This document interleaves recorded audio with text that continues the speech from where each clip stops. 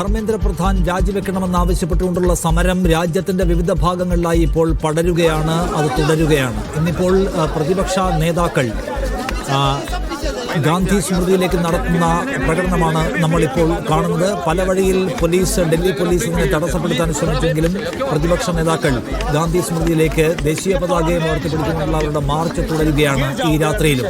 അതേസമയം ജന്തർ മന്ദറിൽ നൂറുകണക്കിന് വിദ്യാർത്ഥികൾ അണിനിരക്കുന്ന പ്രതിഷേധ പരിപാടി ഇപ്പോഴും തുടരുന്നു. പ്രധാനമന്ത്രി നരേന്ദ്രമോദി ഈ വിഷയത്തിൽ ശരിയാവിധമുള്ള അന്വേഷണം നടത്തി കുറ്റക്കാരെ അതിവേഗം ശിക്ഷിക്കും എന്ന് പ്രഖ്യാപിച്ചു. ഫാസ്റ്റ് ട്രാക്ക് കോടതികൾ സ്ഥാപിച്ചുകൊണ്ട് കുറ്റക്കാരെ വേഗം ശിക്ഷിക്കുമെന്ന് ഉറപ്പാക്കുമെന്ന് പറഞ്ഞ അദ്ദേഹം അതുമാത്രമേ ചെയ്യാൻ ഉദ്ദേശിക്കുന്നുള്ളൂ എന്നുകൂടി പറഞ്ഞതുപോലെ തോന്നി. ധർമ്മേന്ദ്ര പ്രധാന്റെ രാജി ആവശ്യപ്പെട്ടുള്ള സമരത്തെ പരിഗണിക്കാൻ ഉദ്ദേശിക്കുന്നില്ല എന്ന സന്ദേശമാണ് അദ്ദേഹം നൽകിയത്. ഈ കേസിൽ താഴെത്തട്ട് കുറ്റക്കാർ മാത്രമേ ഉള്ളൂ, അവരെ ശിക്ഷിക്കുക എന്ന ഉത്തരവാദിത്വം മാത്രമേ നിറവേറ്റാനുള്ളൂ, അത് വേഗത്തിൽ നിറവേറ്റുമെന്നാണ് പ്രധാനമന്ത്രിയുടെ ഇന്നത്തെ സന്ദേശത്തിലുള്ളത്.